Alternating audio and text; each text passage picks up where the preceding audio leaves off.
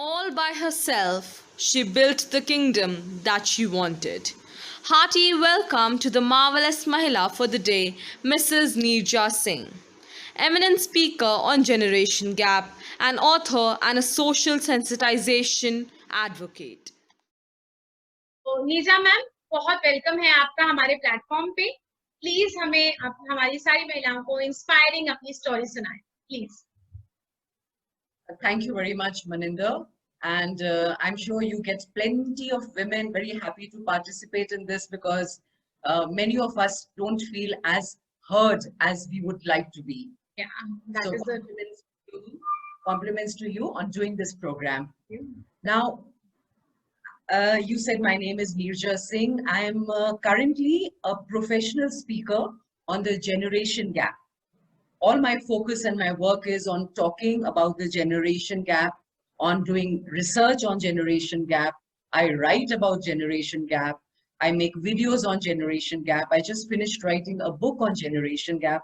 And the reason I do that is I see all around me that in the last 10 years, the kind of generation gap that's happened in our country is something that's happened in other countries only over a staggered period of almost 70 years. So the change has been so sudden that I think it's left many of us, parents, bosses, their employees and their children confused.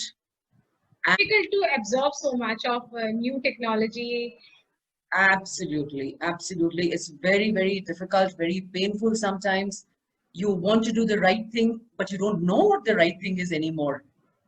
For example, men today don't know what it means to be a man because women expect them to be more vulnerable.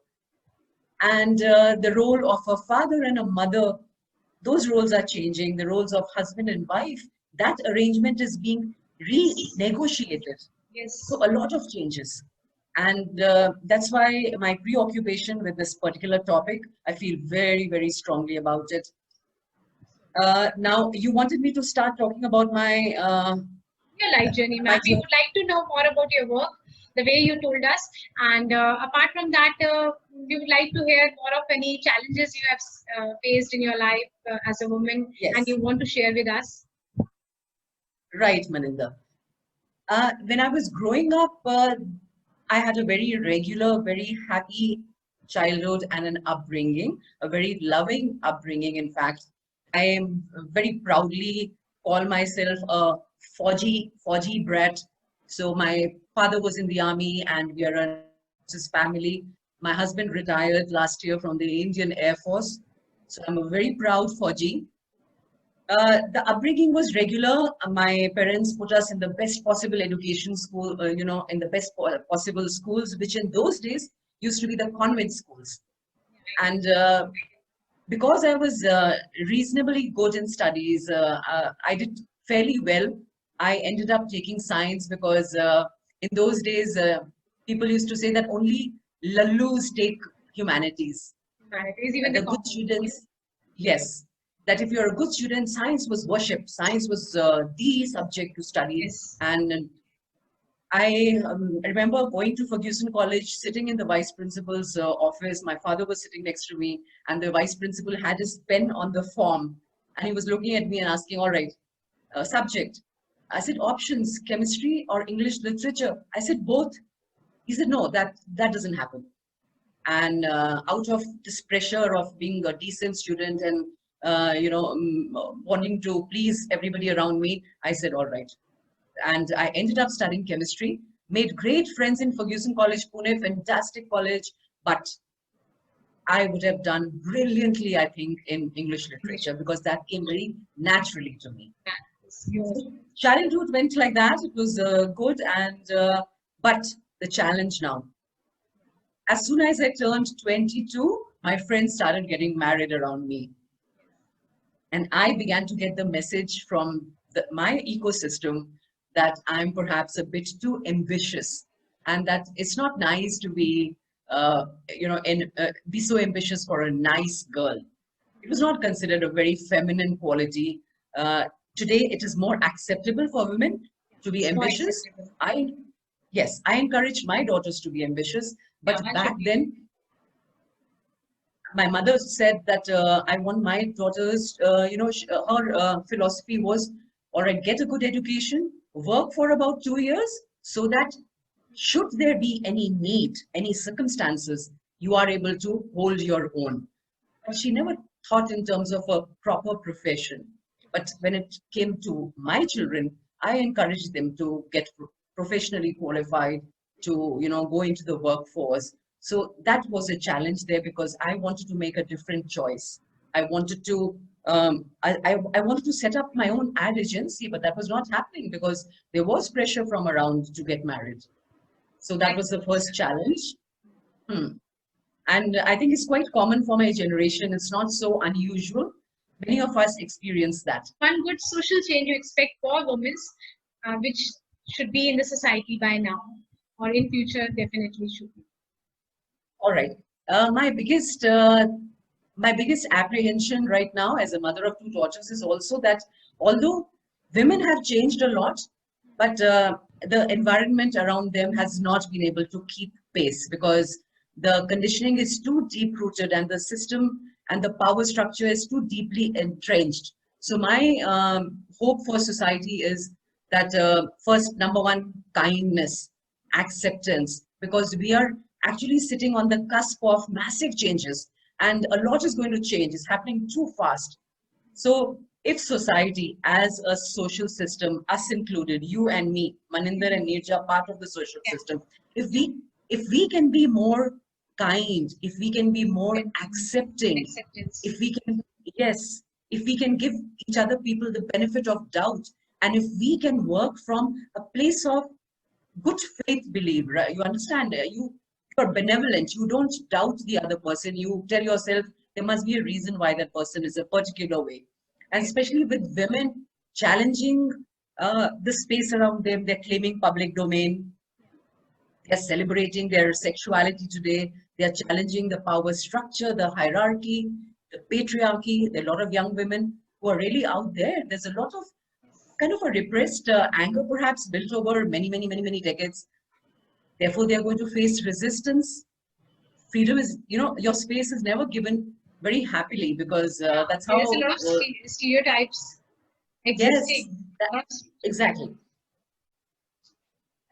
That's how it is. Yes, an inspirational figure you admire most, and that should be a woman. Woman, probably yes. Woman figure. A woman. Actually, Maninder, I was inspired by an author called Ayn Rand. I read her at a very impressionable age. I was very young when I read her. Okay. So Ayn Rand was a big influence on me. Yes, I was completely taken up by her. I absorbed her values, and I think a lot of my life decisions came from her philosophy. And as a role model, I've had plenty of role models around me, but my biggest support has been my mother. She's the one who has celebrated every little win of mine, every little good thing that a task that I pulled off, an award or a prize that I won. When my children did well, it was my mom. So my greatest pleasure has been to do something. In fact, even this interview, I called her up and told her, I said, this Maninder who's, yeah. So I share that with I share every little thing in my own. Yes. So, and that gives me a lot of pleasure, perhaps I'm old school there, but it's important to me that I make my parents proud. It's deeply important to me. It really matters. Yeah. I have a very last question, ma'am. We, as you know by now, that we are associated with women and we have a lot many. So, what type of message or advice you want to give to the women who are associated with us and our team, and who will be watching your video? Look, Maninder, the truth is, it's a harsh truth, but what we as women do, we've been disenfranchised group. That means we've always practiced power by proxy. Your power, my power, it's come either from the husband or from the father or from the boss or from a brother. We've not had the opportunity to cultivate or build, consolidate our own personal power. And that has happened because I am not seen as a a whole human being. I'm always seen in relation to somebody else more powerful around me. That part has to change. Society, people, families, men, they have to give women permission to be, just permission.